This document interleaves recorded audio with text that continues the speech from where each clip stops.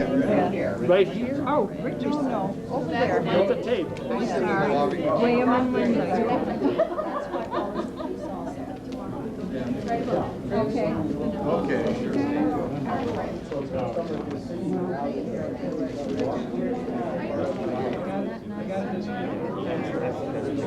We'll have to put that up. We'll have to put it.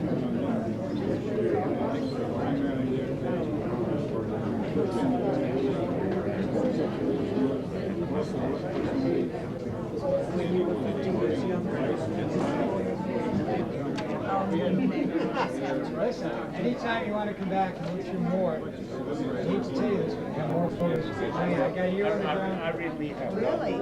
Ground floor, I would like to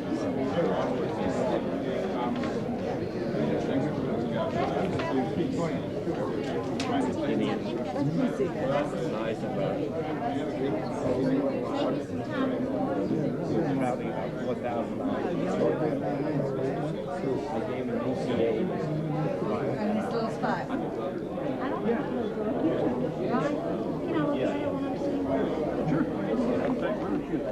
Hold on. These are some. These you haven't signed.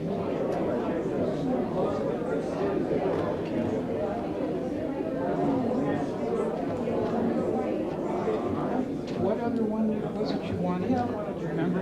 It was the. I got him. I got him two of them. And you said you didn't have any of those, Oh, yeah. Right, you know, again. so if you wanted to do one of the others, you have to ask him what he wants. Pirate, I do have color photos of the. I got 12:30. I have something to watch for. Yeah. No.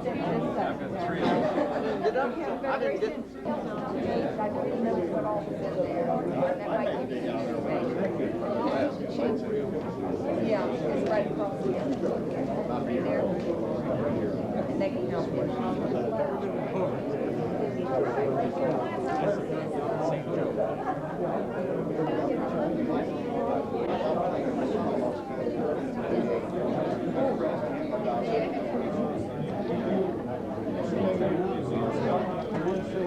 well, I meant in the air. You want to be on top of me?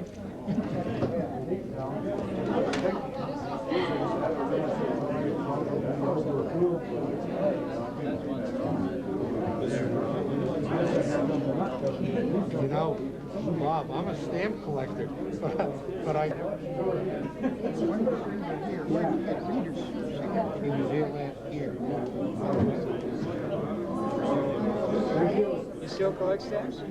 Yeah. I do it for the U.S. stamps. I do it for the enjoyment of it.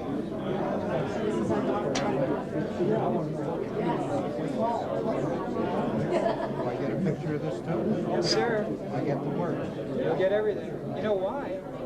These are only display photos. You see you've signed 5 or 10 or some of these. I have the rest of those. So I've got a... Oh, wait, Mom signed you. Yeah, but that was 50 years ago. My signature's the same. Now we want to see how good you are. We want to see how good you are. What's that? Yes, because they currently sign. Where can I gotta sign it along here because... Go ahead. That's no, fine. unless I'll sign, no, right on myself. You want to do it on yourself? Yeah. That's fine. It's on your leg.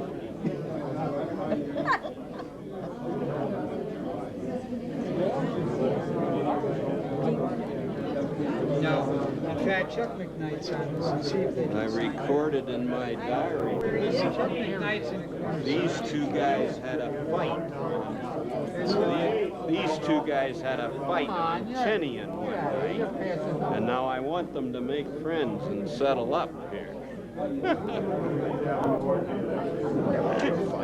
You did have a fight on Tinian. It's in my diary, Fred. You guys had a I've read fight. books that have lies in them too. He sang there. Well, I'm just so happy to find them after 50 years. You know, someone's got some picture of me with a hula girl. 2 people have told me already, and from Honolulu. I wonder who has them. We'll have Union I didn't Union know it City. until No. No? Oops, sorry. Sure glad you could make it. You didn't get much. By the way, I'm from the Bronx. I'm from the Bronx. I hate to tell you that. I hate to even admit it. Where are you now? I live in Michigan. Two-color photo of your plane. How are you, Mrs. Thornhill? We've talked on the phone a couple of times. Glad you can make it. I don't understand. Good looking. Come here. I don't like your pen, frankly. Another navigator. There were three of us survived. We wrote them about. We got 4 of ours. There's supposed to be 4 of ours here. And one of them we don't know is coming. One of them came Bombardier Way. He got seemed so bad he can't get around. Way, Kenny Way, you call Bombardier. Weatherly, nicely, our engineer, Brennan, and Fred Hoy died since last year. I talked to some of Fred Hoy's family after he died, and they said that the doctors gave it. He went to the hospital to have a leg removed. He thought he'd be back home pretty soon. But they said the doctors gave him some medicine that ruined his kidneys. He just slowly died. I'm unpacking a little, you don't mind, do you? We're staying, aren't It's we? half your room. We're staying. Don't you dare take over half the closet. Yeah, he'll be here, I'm pretty sure. This is probably done now.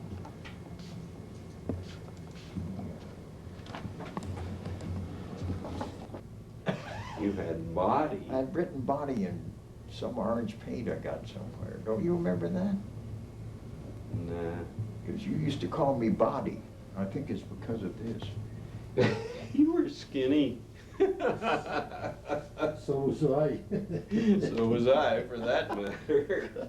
But he was really skinny. Here's a Lloyd Reader. Yeah. Yeah, none of the other guys will be coming, huh? The rest of the Jake? crew. Except Jake. Jake and Betty will be here, or are here. One where we had the explosive Yeah. decompression. Yeah. And I wonder why I haven't got my hat on. haven't cut your hat on. You had it knocked off your head. No, that wasn't really taken No, at that the wasn't time. But these are the newspaper clippings that we got from the San Francisco papers, or Oakland papers. Things fall out. The only Registration thing for 2 days, so. Really? I get to be tailing Charlie if I get an empty seat. Well, we had a friend of mine who were north, and they said they were full up. So you went on both those missions, but it's 2 different things. So for the Nagasaki mission, you were a flight engineer on the boxcar. See what happened, they didn't want to take all the apparatus out of the great RT. They put it in boxcar, and that's what happened. So boxcar was the plane that dropped the bomb on Nagasaki. Right. The great RT was the instrument. Right, it was the same. For both. Both, right. Okay. And then what was the third one? There were 3. Oh, I don't know what happened to him. He got lost. You lost one someplace over. No, Mr. Ball was a great artiste alongside. I don't know what happened. The other one we never did see. He did land at Oak Mountain. He was gone there when I was there. You landed where? Oakland. You almost ran out of gas? Yeah. Enough of just about out. Now, you knew what you were carrying. Oh, yeah. You see, we know. You see, at the beginning, they showed us this picture, dropped one off the tower. So we saw the picture. We didn't know the name of it was USA bomb to Tibet drops. I'm gonna go around this side again. That's what they call it. So we scatter it.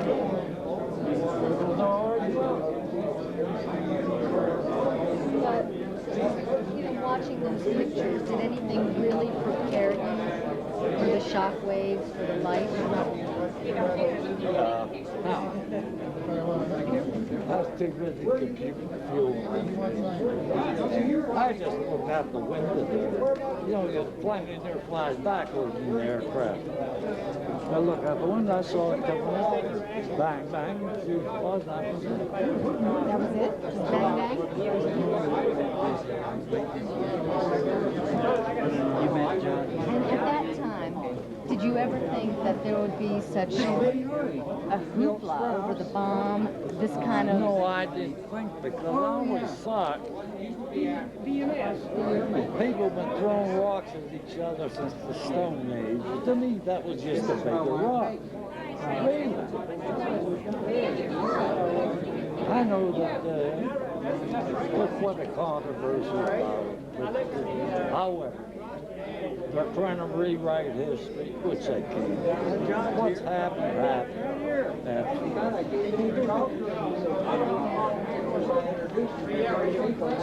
Don't you think so? Well, it's always easier to look back. Now look, if you look back, the 40th bomb dropped mapping, and all that bombs, Tokyo, Jason City, and they killed more people than we ever did.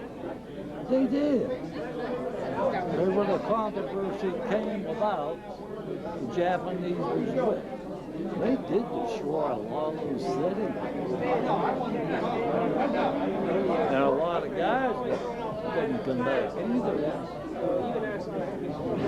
Just thinking all over. Evil, Saipan, watering all the way through. Them Japanese wasn't kind to us. So what happened, happened. I'm proud that I was part of the action, and that's it. What are you guys doing? You get from all sides here. What do you remember? Gotta get a little bit of you guys here. The guy was the agent was leave, and so they just called me up there. So I just go to the PNS for me and Captain Stanley. I was the first sergeant there. And I used to. You were sergeant major. And the thing is, and he says, well, you just, I don't want to hear all this. Just tell me what's there. I want to hear that. None of it wanted to ever get it. So I went in and told him what I thought was fast accuracy to everything. I had him just, everything was just back. I couldn't guess what he wanted. I got a big picture of John and I, a big one, and it's got all of the first sergeants and him on it. I'll send you a copy of it. I think I got one. Oh, have you? I think so. I think it's the one I kept that gave us. Oh. Let's see. Let me think. Do you have any pictures of Boxcar or your airplane? Was a great RTs? No? No one? You gave them all to your son? Or I gave one I had. Oh, but you don't know if you had any good pictures in there. No. You did. I'm going down there to see your son. No, I really don't. What I had, I gave it to the museum up there. Yeah, Airman. It's a memorial museum. Yeah. That's right. George Hicks is coming from there to speak to us. Yeah, one that spoke to us last year. You remember? Well, no. Hicks, George Hicks. He gave the long speech on that controversy over the Enola Gay at Smithsonian at our meeting in Chicago. I went to the meeting here last year. Oh. When the 509 was here. Okay. At the, Yeah. regular. Well, this outfit was in Chicago. Yeah, right. Going class pool. Come on, hurry, Laura, he's coming for it. No, you won't, but you're supposed to like go out. Just fall when I see you or something. You're running away from me. Laura, you're gonna be getting thrown in there.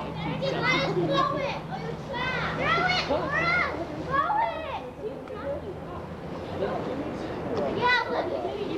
ball.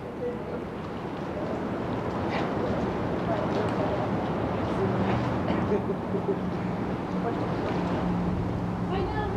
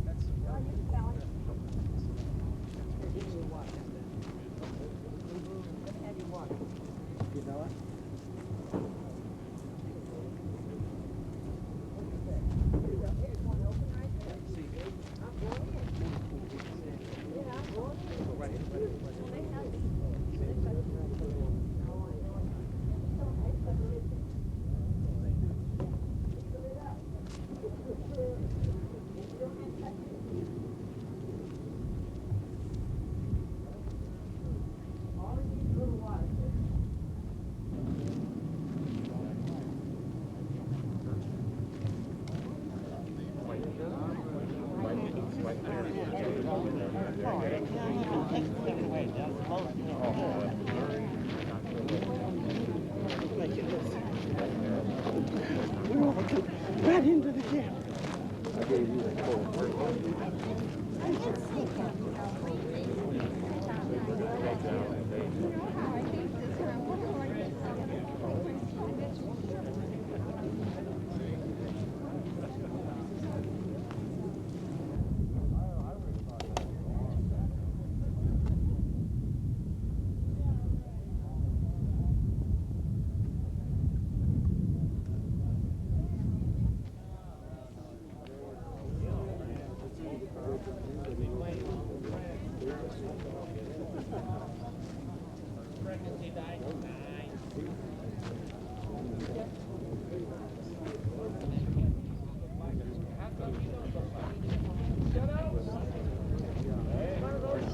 One of those things, huh?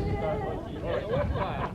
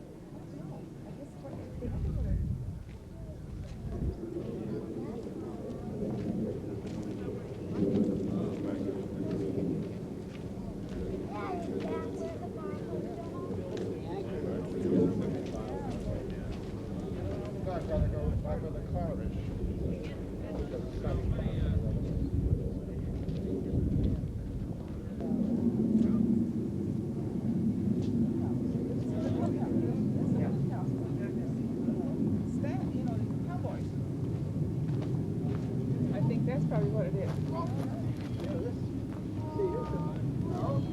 Yeah, here it is. Look at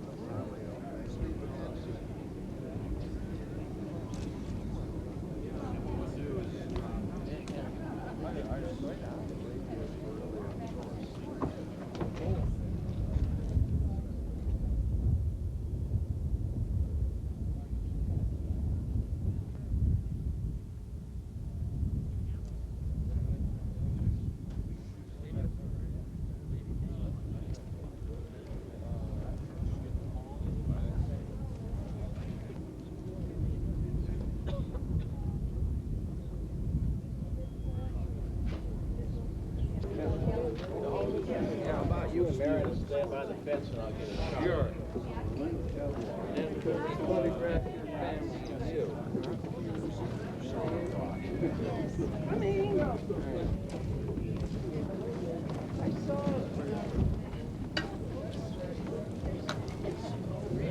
Don't be there. Huh? Where are you, Rogers? There's Roger. You want to get up against that?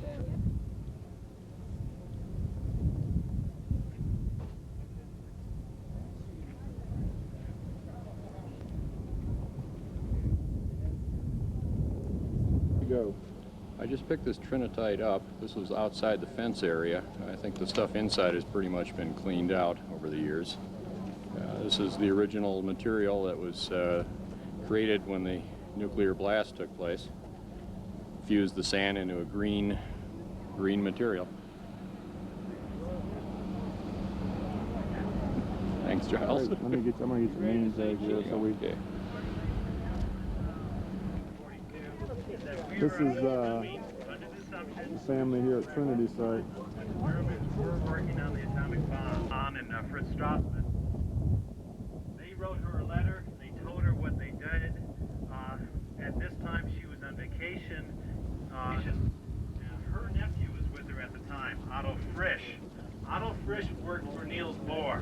So Otto and Lisa did some more research while on vacation, figured out exactly what the Germans did. Being at a large conference in Washington, D.C. So basically at this point we knew the Germans had worked. So the government or many of the scientists involved in this were concerned that the Germans had the ability and the capability to develop a super bomb, an atomic bomb. They wanted to warn the government. These scientists did not settle for this rejection by the Navy Department. Eventually, they went to Albert Einstein, who was at the Institute of Advanced Studies at Princeton University in New Jersey. With Einstein's help, they composed and wrote the famous Einstein letter. It was dated August 2nd, 1939, and we all know what happened about a couple weeks later on September 1st, 1939, when the Germans invaded Poland and World War II basically started. So based on the Einstein letter, which was not actually mailed to Roosevelt, they felt it was too important to put trust to the mails, so it was hand-delivered by a gentleman by the name of Sachs. This thing is quite heavy. Can we have a couple minutes break while I switch equipment? Okay. What actually happened is oh, it's heavy.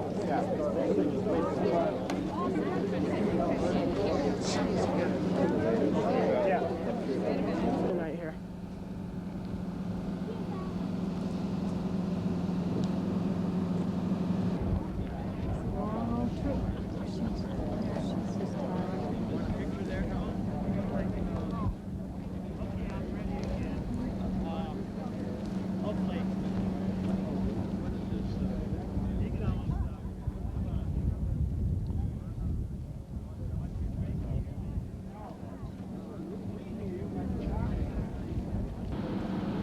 Well, you can see through it. Can you work? Yeah. Hey, you. When they went into Paris, they got the Curie Institute. Denmark, they got the Gore and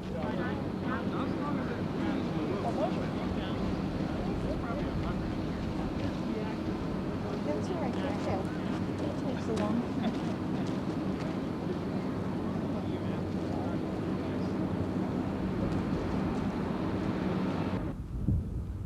This is my good buddy George, and if the war hadn't ended, he may have been carrying an atomic bomb up to drop it on the Japanese Empire. I would have been helping, I'm sure. Yep, that's what we trained for all those years. Here's where it started.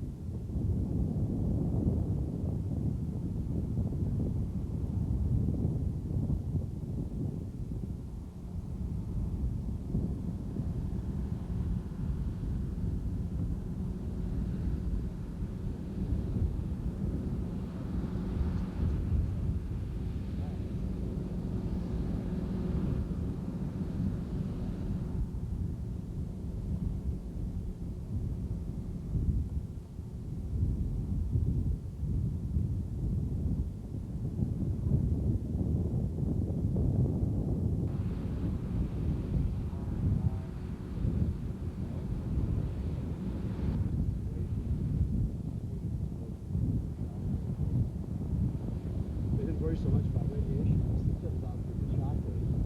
Either turned out to damage escape. Now the flight back over now, is that uneventful? So it was very around Roger Island for 45 minutes waiting for the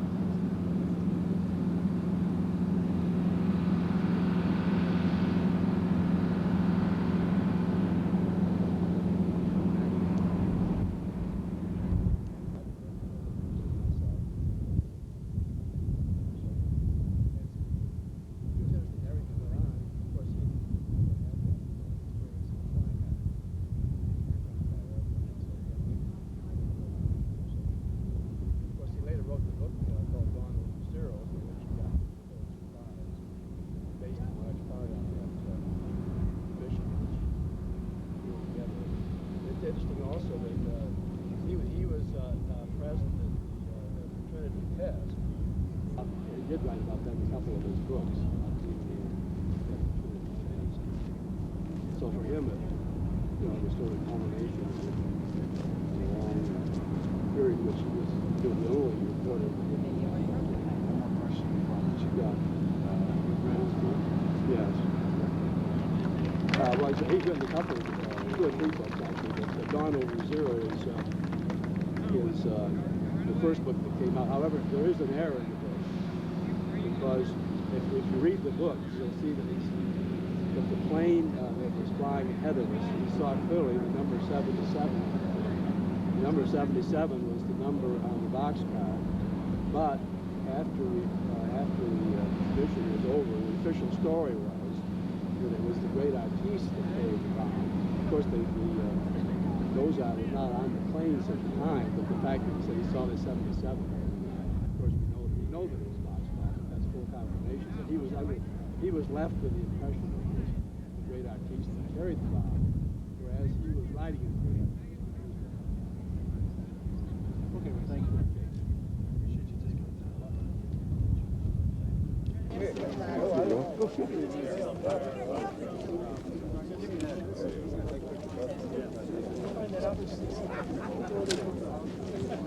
Can you make it? She's trying to shoot from way back there.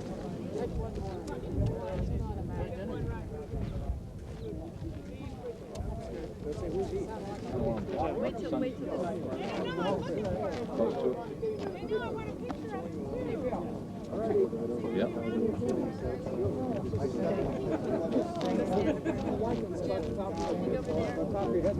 You know, wonder where the handle is out there, which way the snow is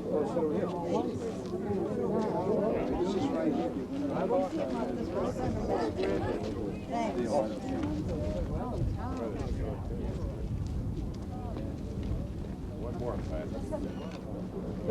One more. I never thought to myself, What's that, police monitor? Yeah. At least. Okay.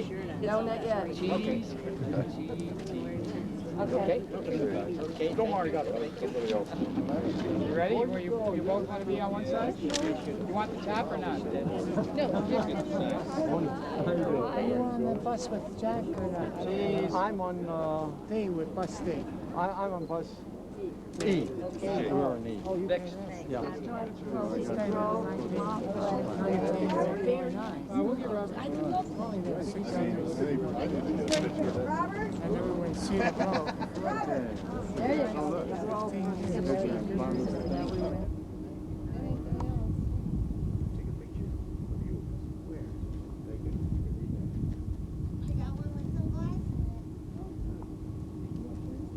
That's the most important part, not me.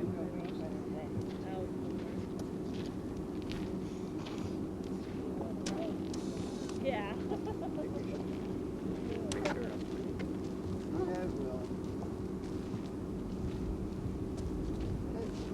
Stuff that we've been gathering up that they have in here.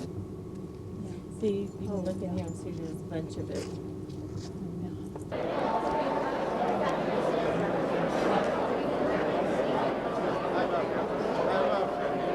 Okay. Jim, I want you to read.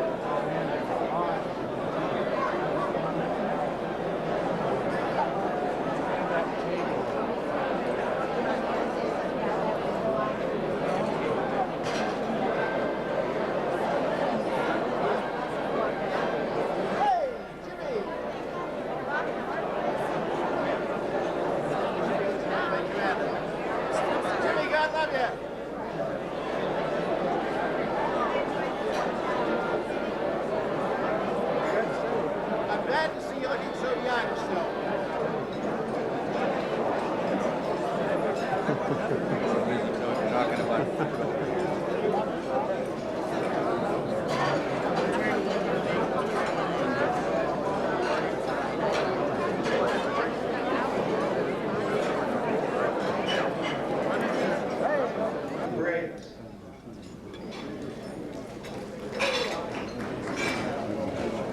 Fred Bruger, Frank. And Russell Wolf.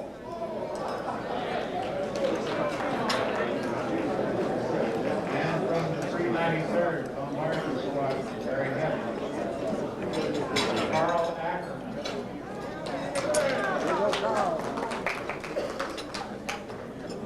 Don Albury. Fission had been discovered maybe 5 years earlier, and Hitler had not essentially made them leave. I'm convinced that that development, which we worked so hard on, could have taken place in Germany. And had that happened, there would be no Britain today.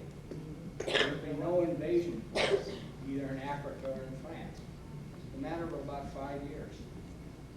It's a very, I worry about that sometimes. I think somebody must have been on our side. The Russians knew what we were up to, and talking to some Russian scientists, they said, you know, you should be very proud. Not only do you design your first bomb, you also design ours. The first bomb that they tested was an identical copy of the Nagasaki bomb, the details of which, dimensions and everything, were supplied to them by false foods. We worked at Los Alamos and had been sent over by the British mission. You know, people today talk about the effects of radiation, and I sort of have to smile because we did get some exposure. And I've always said some exposure is probably good for you. And Major General Sweeney has had 10 children. So it must be. 20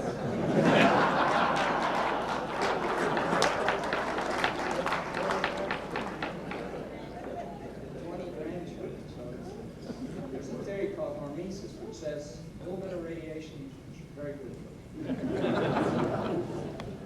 Well, I'd like to close by giving a true anecdote of something that happened when I was serving in NATO, the military headquarters called SHAPE. I was there one day talking to a man named Spotswood, Vice Air Marshal at the time. He later became Marshal of the Royal Air Force. I think he had 5 stars. He was one of the highest ranked individuals in the United Kingdom. Anyway, he was head of what was called the Air Defense Section at SHAPE. And I was talking to him one afternoon, and the secretary said, your deputy has arrived. So I said to Dennis, well, I'll get out of here. He says, no, I'd like to have you meet the guy. And the deputy came in. He was a German brigadier.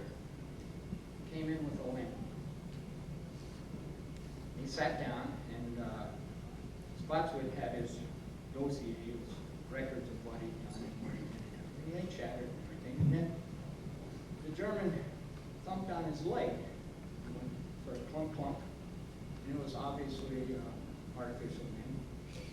And he looked at Spotswood and said, I lost it in what you call the Battle of Britain.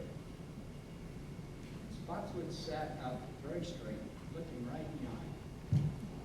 Said, you bloody well deserved it. and I guess that's my feeling with regard to the enterprise in which we've all been engaged. Thank you.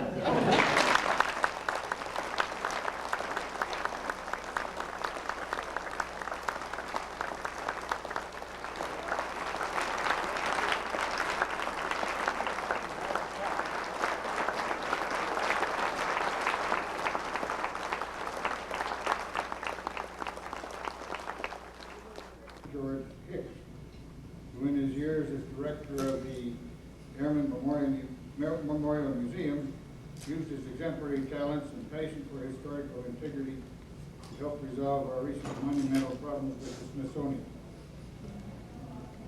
Those who attended our reunion in Chicago last year will remember well his outstanding address. He, in close association with General Tibbets and others, continues this important work. I'm introducing two people. They will both speak when I'm through. The second is General Paul W. Tibbets. Fellow members, families, friends, and distinguished guests of the 509 Composite Group, I've been given the great honor and privilege to introduce a man who needs no introduction. A man who has influenced the lives of every person in this room. A man who over 50 years ago, while still in his 20s, assumed the awesome responsibility to organize, train, and lead the 509 Composite Group. The culmination of this man's efforts expedited the end of World War II in the Pacific and forever changed world history.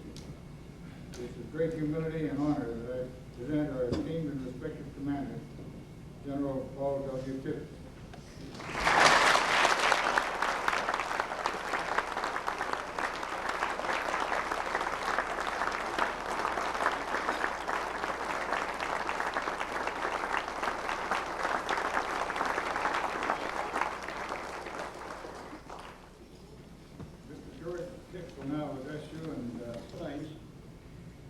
Want to introduce someone special, and I'll do that in a few minutes. And I've also been asked to provide you an update of that organizational ladder and loyalty down that chain of command. And each and every link in that chain of command must be as strong as the next. And in the 509th Composite Group, there were no weak links. You were all committed to a national cause, a unit, mission, a commander, and your very own strong code of ethics. And loyalty made the 509th the successful unit that the nation, our enemies, and the world recognizes for delivering the knockout punches that ended World War II. Now, I've spoken from the rostrum and on television and radio a few times. I've tried to communicate several points that our educational system seems to have forgotten or seems to have selectively ignored. People make history. Machines don't. The Enola Gay would never have gotten off the ground if it had not been for the support personnel of the 509th Composite Group. No one knows it more than your commander. People make history, not machines or devices. The gimmicks, the weapons that decimated Hiroshima and Nagasaki were made by men and women for one common cause: to bring the conflict we know as World War II to an end, for victory. And make no mistake about it, the men and women of the 509th the Manhattan Project and the 509th significantly shortened the end of the war and spared many American and Japanese lives. This nation owes the 509th Group, as a unit, a thank you for the service and as a commitment to excellence for its loyalty to this nation. As for the commander, he built a team of men who we could count on. Tom Klassen, the deputy commander, kept the unit on track when his commander, Paul Tibbets, was out traveling and doing the things that he had to do. The headquarters staff of Jerry Bean, Jim Hopkins, Tom Farabee, and Dutch Van Kirk all had key responsibilities. John Porter's 390th Air Service Group, George Westcott's headquarters and service base squadron, Guy Geller's 1027th Air Materiel Squadron, Chuck Sweeney's 393rd Bomb Squadron, and John Casey's 320th Troop Squadron.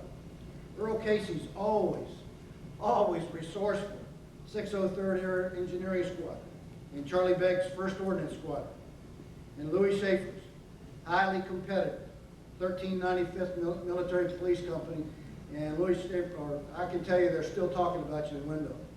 All had high standards that made the 509th the best of the best. Now, I've mentioned some officers and some units, but none of them would be worth a flip if it had not been for the enlisted man. And I'd like every enlisted man in here to stand right now and have the officers say thank you.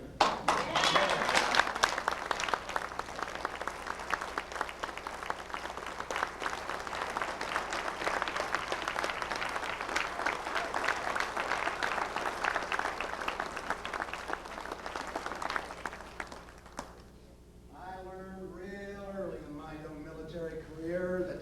pilot didn't own the plane, the crew chief did. He just loaned it. It was them that just stood with the cooks, the bakers, the clerks, the ground crew, and they were the guys from the orderly room to the mess hall to the flight line, and they made it all happen. It was essential for them to keep it up, keep the aircraft going, keep them secure, and keep them flying. Now, as for your commander, just a couple of words. At age 29, he was tasked to assemble the world's first atomic composite group. No one knew how to do it. There was no blueprint, no specific direction, only damn tight requirements. How did this young colonel get the job done? I think we just answered part of that question. It was your loyalty. His credentials were impressive. And some of you don't know some of this, so I'm just going to put it out there for everybody to kind of chew on. In August of 1942, he led the first daylight bombing raid on occupied France from England. And later that month, his crew led the first 100 aircraft daylight raid on occupied France. That fall, he was flying in North Africa. And in 1944, he was a key factor in the B-29 project. And by September of 1944, there were few men with his experience in working with or flying the B-29. He was leadership tested, combat proven, cocky, confident, and proud. Ladies and gentlemen, it gives me great pleasure to introduce my very good friend, Brigadier General Paul W. Tibbets.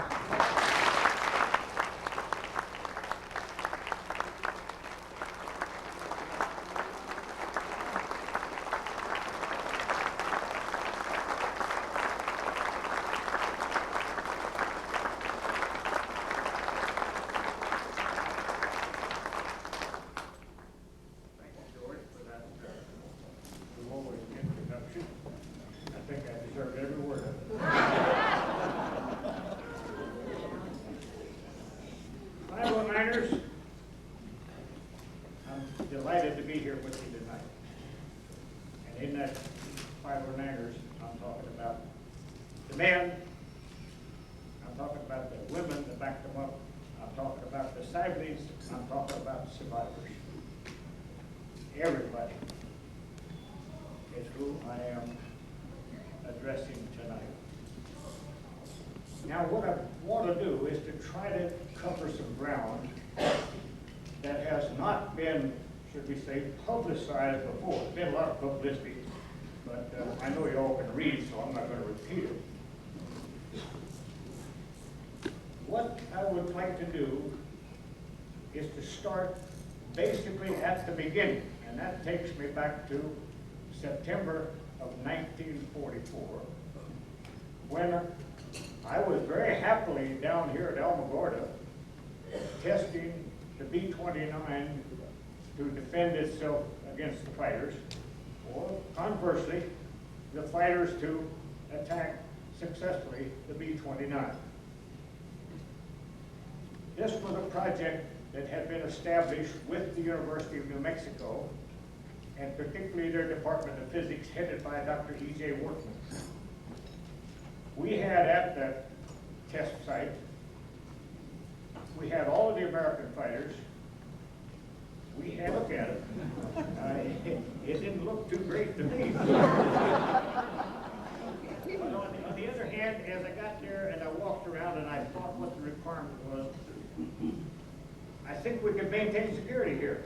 Now, one thing about it, we're not going to be bothering the visitors. Visitors all look Florida, green, and everything like that, so they're not going to be, they're not going to be bothering us. Well, of course, there was also an order out that they were not, nobody was to land at Wendover unless General Lynn approved it. And that went for people from Washington as well. I think I spent maybe 3 to 4 hours there. Now, when I went down to Alamogordo to get all this test business, I had been assigned to Grand Island, Nebraska, going from water, am I right, Tom? Going from water to land, and the trail of the bomb or something like that. You had to compensate for it a little bit. invariably, if I'm not wrong, you stopped short. You dropped short, I should say. Okay. There was a little hanky-panky that went on down there, but we covered that up all right. And especially that water fight in the hotel.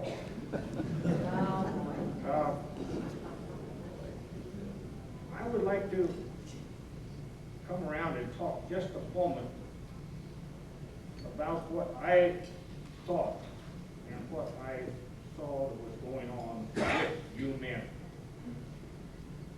At first, you were a little bit discouraged because you've been pulled away from an organization where you knew everybody had been doing quite well and so on. And you got into another situation which I would think confused you a little bit, but yet I saw the spirit there. You were determined to prove me wrong on several points, which I loved. I thought that was just great. I like to see, competitive spirit exhibited. You did that. Now let's get to the month of April because it's the next key move. Drive than any bunch of men that I ever knew. I don't know what else to say. This year, hell of a game. Thank you. Thank you.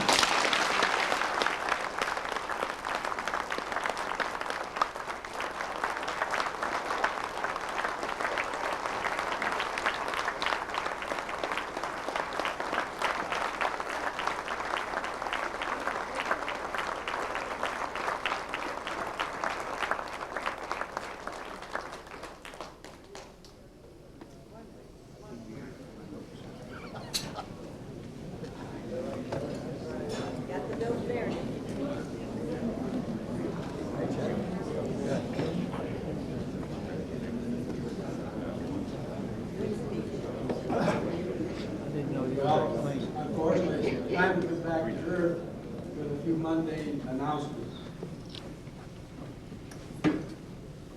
One announcement is that the hospitality room will be open tonight and tomorrow. There will be a news conference tomorrow, which is in your schedule. Scheduled to start at 9 o'clock. And everyone who is interested is invited to come. That will be down in this one of the rooms in this area. So I hope there's space for all who want to come. But anyway, this is a chance to see how the media operate. There'll also be an open forum tomorrow afternoon. We're having a video made by Professor Anderson Giles of his recent trip to Tinian, in which he tried to find, did find the areas where we were located, and took a number of shots, and it'll be a very interesting comparison with how things were in 1945. And I believe also the Greenwich Workshop film will be exhibited. Furthermore, we'll have talks by some people from the various units in 509. So with that, proceedings are closed.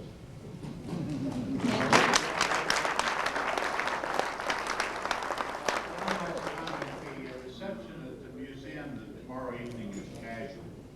I think it had been put out that it was going to be coat and tie, but please, the museum could be pretty warm. It's going to be hot tomorrow, so it'll be casual for the reception at the museum tomorrow evening.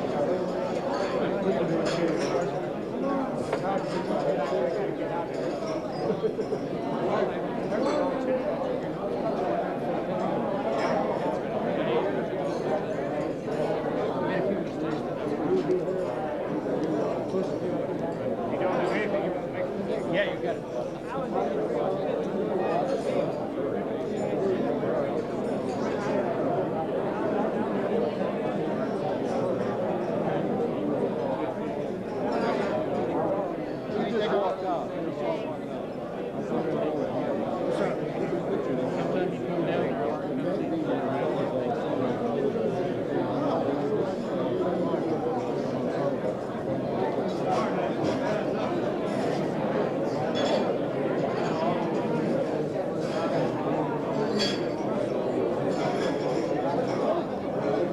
I was tall as you, huh?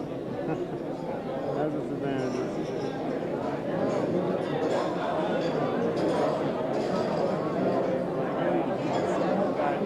You're way above me now.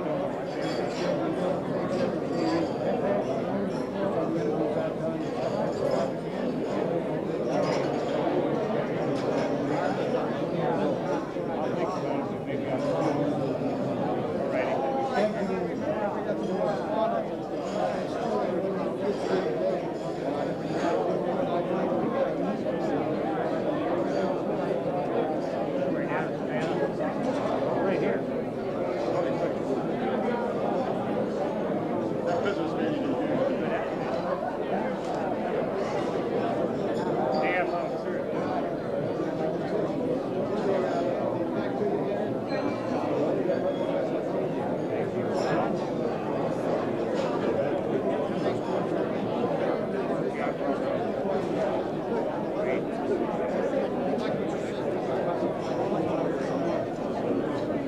I gotta go. We'll do some more of this tomorrow. We can talk. Thank you very much.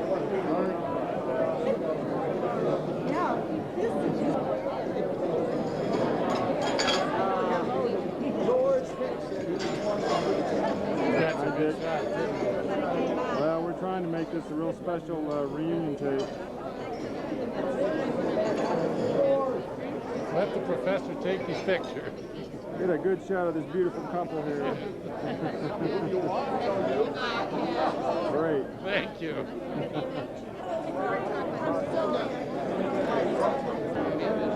Heard what he said about special navigation? Did a lot of that. I know. Being a navigators.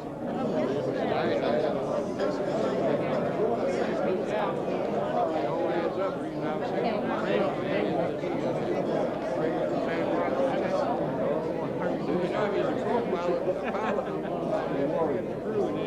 And his navigator was one of my best friends.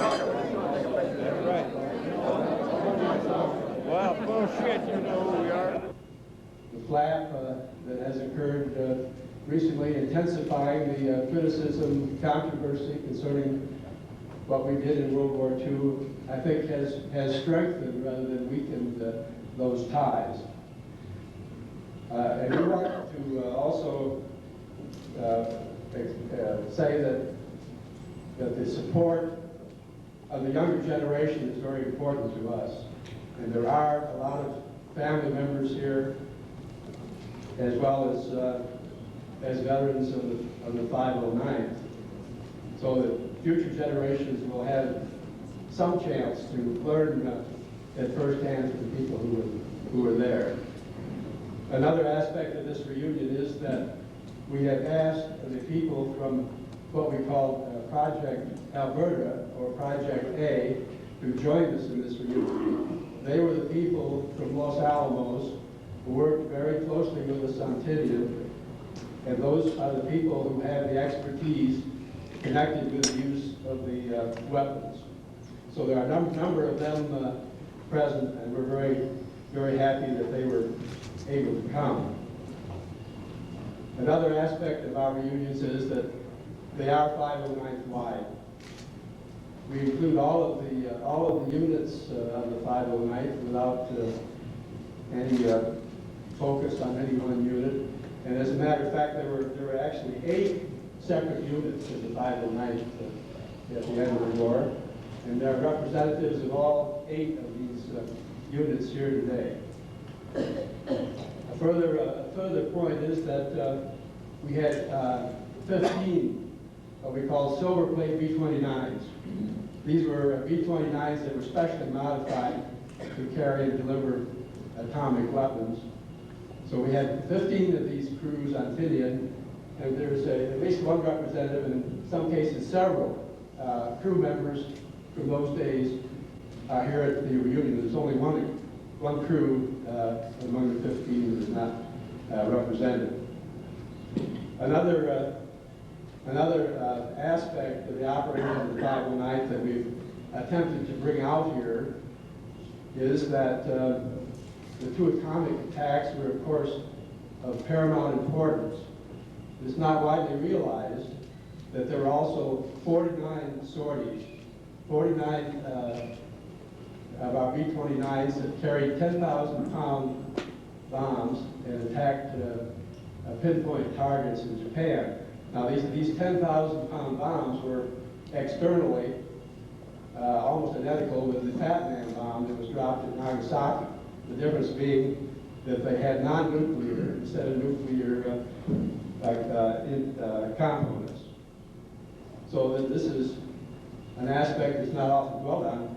And actually, the dropping one of these 10,000-pound pumpkin bombs was essentially the same as dropping one of the atomic bombs.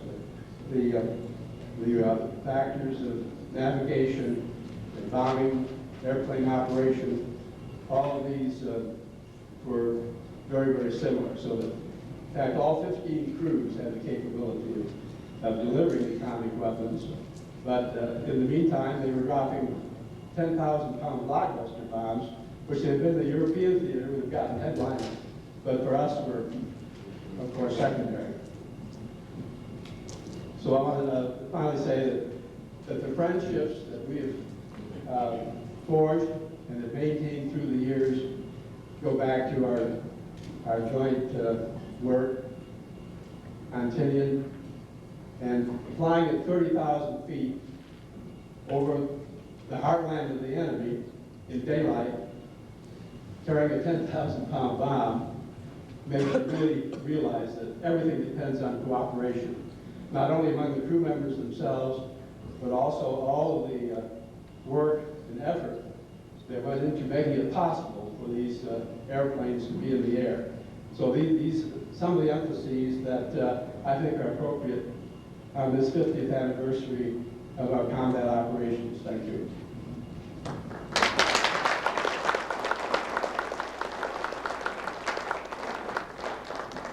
Good morning, ladies and gentlemen. My name is George Hicks. I had the pleasure of working with the Greenwich Workshop in association with the Atomic Mission Crews for the last 3 years. We've assembled here a group of gentlemen who represent a diversity of experience with the 509th, over and above the atomic missions and support roles. And what I'd like to do is I've got them listed alphabetically as we do organizationally, so I'm going to ask the gentlemen to hold up their hand as I call your name, give you a couple of words about each one of them. And then what we're going to do this morning is I will take questions with a raised hand. I will take the question, I will repeat it for everyone to hear, and I will direct it to someone here on the rostrum or on the dais that's got some experience. First one, if I can ask Don Albury to raise his hand.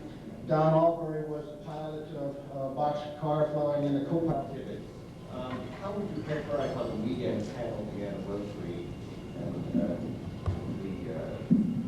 50th anniversary New News Express?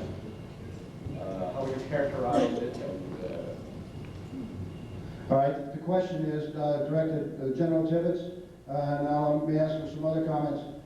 How have you received or perceived how the media has handled the events of the 50th anniversary of the end of World War II?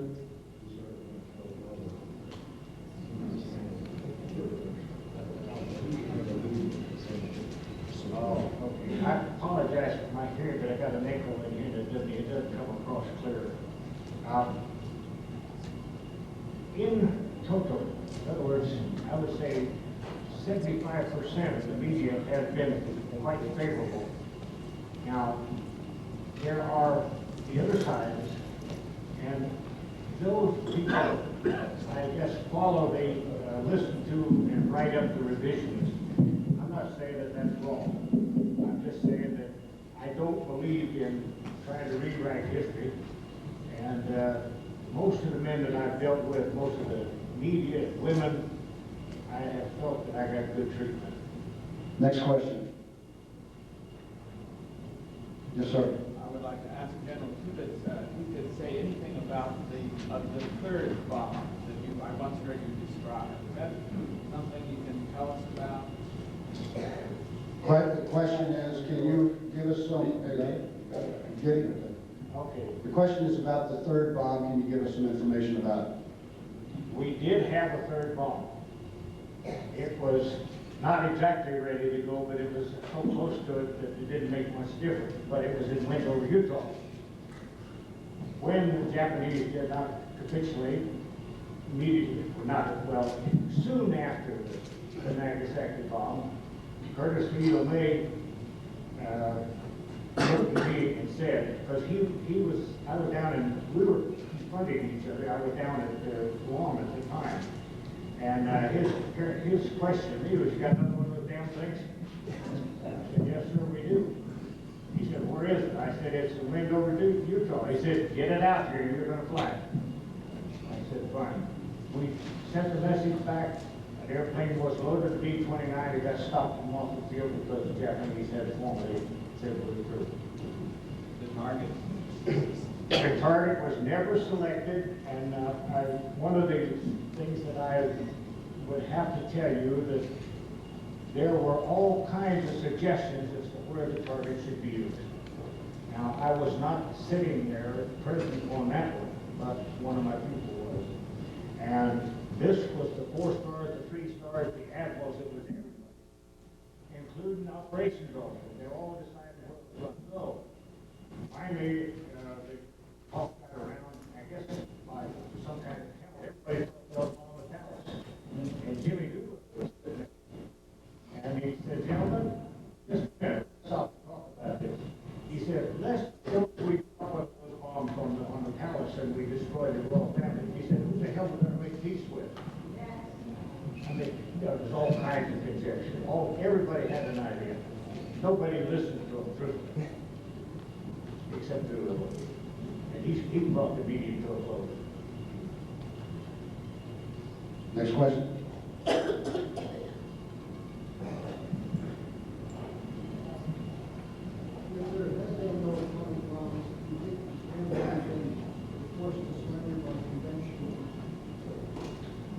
Well, as a historian, I'll give you one answer and then turn it over to Dutch Van Kirk. The question was, what if there had been no atomic bombs, would Japan have surrendered conventionally?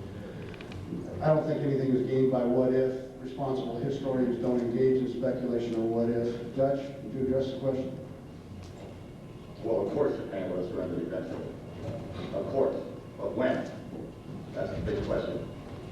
What so many of the revisionist historians forget, and they base everything on how many casualties there would have been in an invasion. What they forget is people were dying over there every day. They would have died the next day, and the day after, and the day after. And the Japanese lies and American lies. American lies on the B-29 troops were flying, destroyers up above Okinawa, taking the kamikaze hits. Undoubtedly, the firebomb raids would have continued. Hiroshima would have been hit, I'm sure, with firebombs. Nagasaki had to take money on that. The firebombing would have continued. In fact, I believe there's a big firebomb raid between Hiroshima and Nagasaki. There was a raid. The biggest one, as a matter of fact. And the other factor is, and so many people never hear about, is that there were several 100,000 prisoners of war. And if any of you want to know what their condition was, look at General Wainwright when he appeared at the peace signing on the ship on the Missouri. He was skin and bones. I have on my answering machine yesterday and today 7 messages from people that read the paper in my hometown out in California, thanking us, saying, "Thank you for dropping the bomb. I was a prisoner in the Japanese concentration camp, not prison camp, concentration camp. I was a Dutch citizen, captured in the Dutch East Indies. I was 14 years old at the time. I was undernourished. I was sick, not getting proper medical attention." He said I would not have lasted more than a few months. So basically, that's a long answer, isn't it? But basically, yes, they would have surrendered, but at what cost would it have been? I'll also point out that after no response to some requests for surrender came after Nagasaki, 600 plus B-29s flew raids on the morning of August 14th. Next question. Do we have any history as to who dropped the last bomb on Japan? The question is, do we have any history as to who dropped the last bomb on Japan? I think there'll probably be people standing in line and making a claim. I don't know. Fred, you know? Well, this is a subject of great controversy. My crew flew on August 14th, and we bombed the Toyota plant near Nagoya. We have strike photographs that show the time that the bomb dropped, which was 16-something Army time.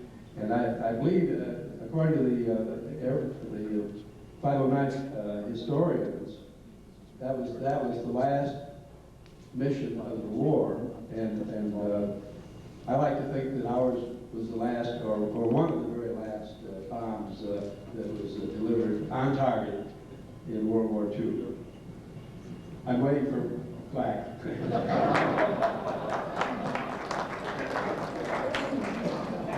Yes, sir. I was just going to help the Fred for a second. On the strike photo, the time that's recorded there is 16:01, 1 minute after 4. Clarification, the last strike photo said 16:01. Members of the press, this is your time. Any other questions? Yes, sir. General Tibbetts, the decision to drop the bomb was not the 509, so the decision was not yours. But you folks have ended up taking responsibility to defend the decision. Do you feel uncomfortable being put in this position? President Truman is gone, his advisors are gone, you people are left. Should you be the ones carrying this responsibility? For the rest of the audience, the question is, General Tibbetts and the crew, and we're going to ask for some other reactions. Do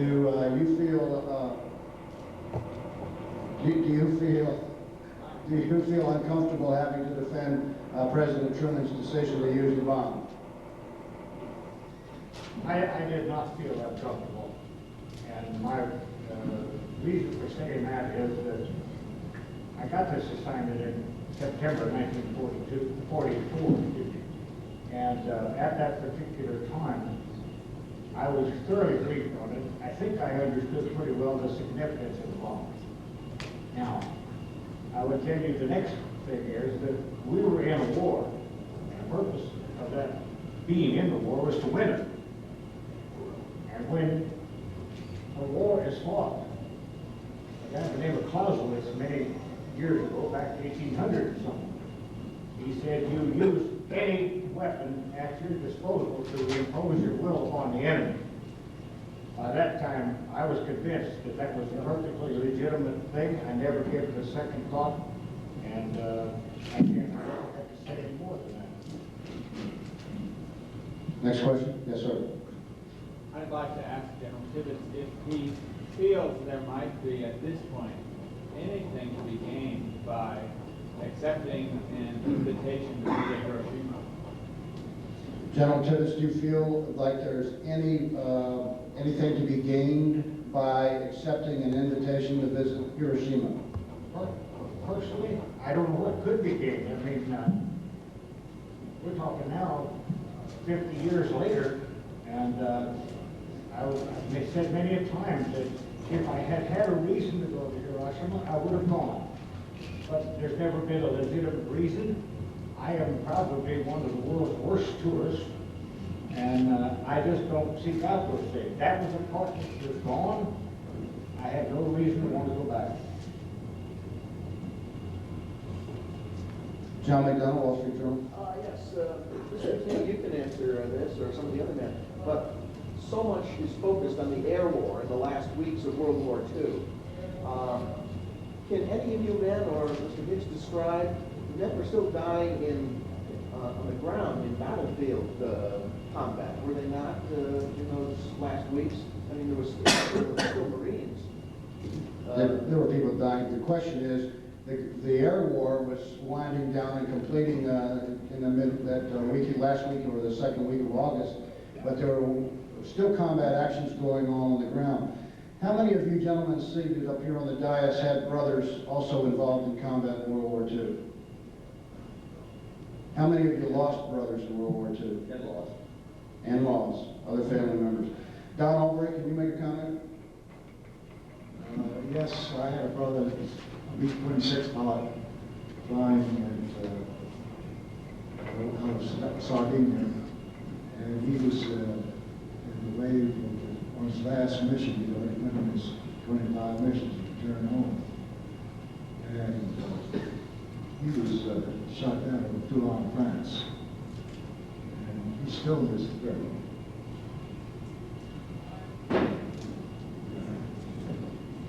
Mr. Yuichi. Photo of Tibetan and Enola Gay as they left on the mission, the Hiroshima mission. Armin Schamlinger, and he is the photographer who took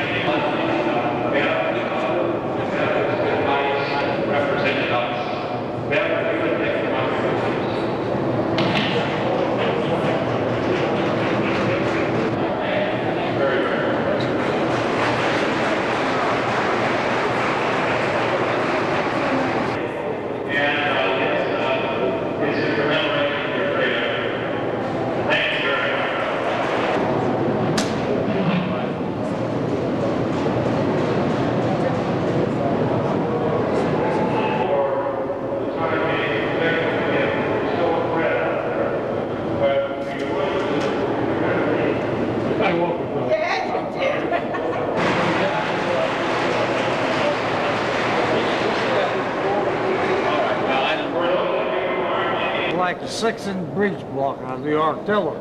Yeah? Was that it? That was the thing that gave you the spark. Well, what it was, it was I'm not positive or something. well, well, see, I went to bomb commander school up here. You know, all us pilots had to be bomb commanders after the war. Yeah, but anyhow, that had a, it's a, I think they called it a choke, but actually it was nothing but a transformer that boosted, I forget what the voltage went up to. Like a condenser. Well, see, there was, Oh, get out of here. Oh, yeah. Hey, how you doing, man? I met your son. Yeah, I feel better. And I saw your son, and oh, do I think of my pal? You're a sweetheart. There's John. Take a picture. Hey, John. I got to tell you something. He was the guy that saved our lives. Yes, you did. Trace, when he spoke, I jumped that high. Never forget the day when I tell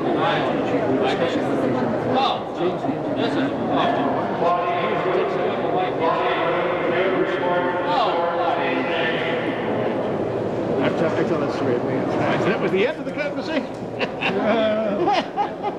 You know how to do that right. I got clued in pretty good right there. Listen, I'm sorry that I haven't written to you in years. But I've been so quite busy. All right. But I'm glad to see you doing so well. You know, when you call on that phone, guess what happened? Lightning struck, knocked out the phone, the answering machine, the TV set, and so forth. Yeah. Oh, God love you. Listen, I wish you lots of health and good luck. God love you, John. I'll always remember you. Do you think I jumped this high anymore? Of course you do.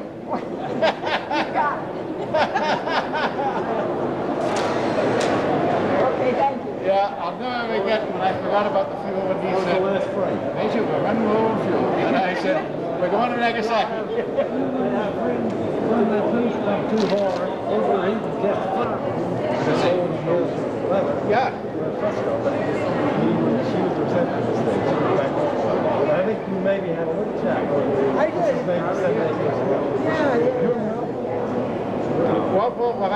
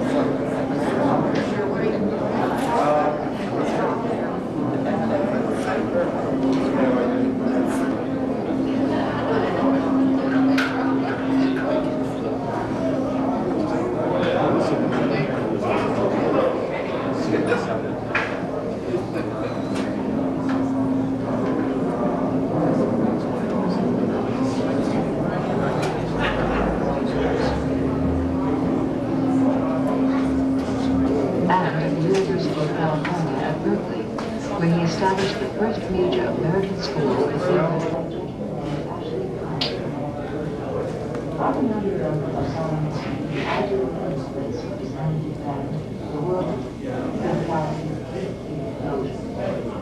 There is spoken in English, but with the sounds of tongues more familiar with other languages.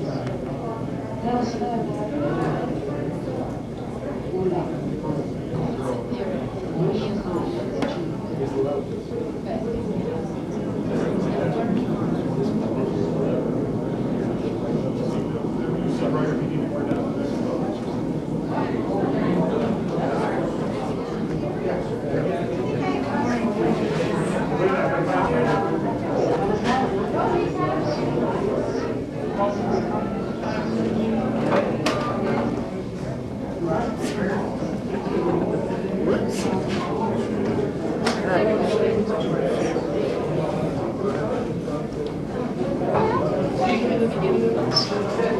residents from Forbidden Chairs and Worms, Los Alamos.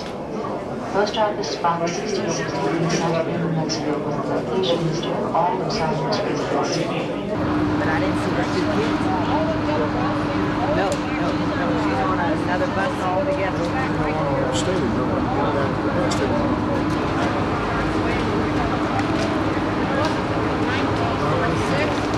What time was supposed to be that bus? There was 12. And after 46, of course, we became known as a little bit more of a normal community. It wasn't until the spring of 1957 that the gates and the fence around town were taken down. And that's another interesting story. The community had just voted not to have that happen. And the next day they said, the Trinity shot, and the other is straight back down in this end of the building. And I would suggest that you look at the 7th panel from the right, one of those big wall things, you know, where you move the plates through, because that talks about your group in there. And slowly, the congregation broke off. And I think there's a lot going on in Albuquerque, too. Isn't there, with 509? Yes, that's where we are, and we bust out here. Yeah. Do you remember when they would ring the bell of the lodge? I think so.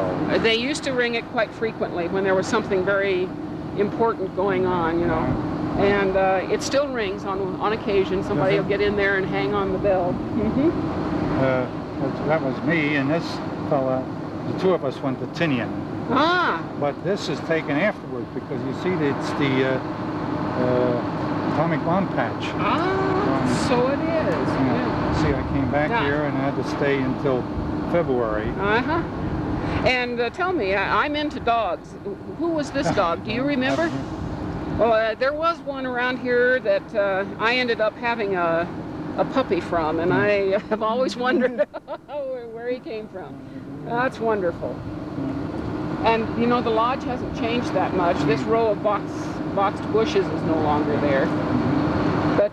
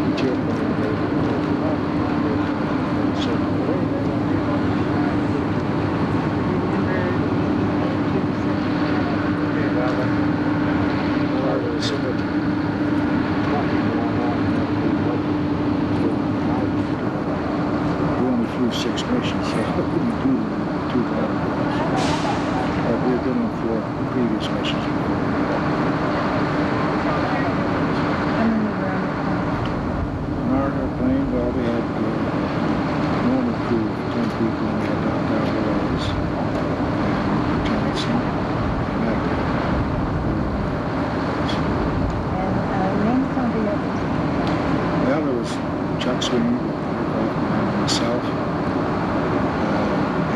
to the radio at Jim Van Pelt on Navigator. And they were Ed Buckley. Also, we had our assistant engineer, Ray Gallagher, the tail gunner for Pat, famous Edward D. Pat Musial. I don't remember the time. I think he was well into his theories, and Ed Spitzer was an extra. So they were all both of them. As a matter of fact, most of our crew, except myself, Sweeney, and D. Hart, and Ray Gallagher. Written by Oppenheimer shortly after the war. He wrote them for the North American News Alliance, and let me quote: "We have believed that the use of this weapon in the war against Japan might help to shorten that war and be a benefit to the world for that alone.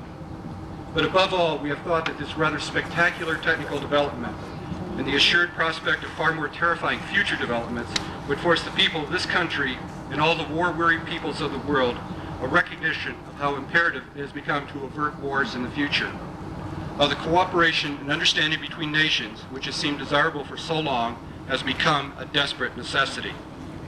We have hoped further that in the hands of statesmen, atomic power itself could help to provide a mechanism for bringing peoples together and for establishing confidence among nations. We have been supported in this hope by the fact that science itself, out of which this development has been born, is one of the most universal of human efforts, and that its tendency has been to bridge the gap between cultures rather than to deepen it. Thank you very much for letting me be part of your day." We are not in favor of Dayton, Ohio. This is the way to run a business meeting, man. Okay, when do you want to meet in Dayton, Ohio? 1 year? Anybody in favor of 1 year? Not too many. 2 years? I believe we voted at the last meeting in Chicago that we would have a reunion every year from here on out. No. Am I right, Fred? No. So nobody's voted. I don't have any minutes of a meeting from Chicago, and I don't recall that we voted that. I could be wrong. Yes? We did vote on it in Chicago. They did vote on it in Chicago. Well, we're in Albuquerque, New Mexico, and a year later. How many are in favor of 1 year? Okay. You have to take my word on the count on this. How many in favor of 2 years? How many in favor of more than 2 years? I think the feeling of the group is that we meet 2 years forward in Dayton, Ohio. All in favor say aye. Aye. Opposed? Motion carried. There was no motion. It's carried. Okay. Now, we've got the when. I think the dates should be left up to the committee because they would probably know what is available and what housing is available and what arrangements can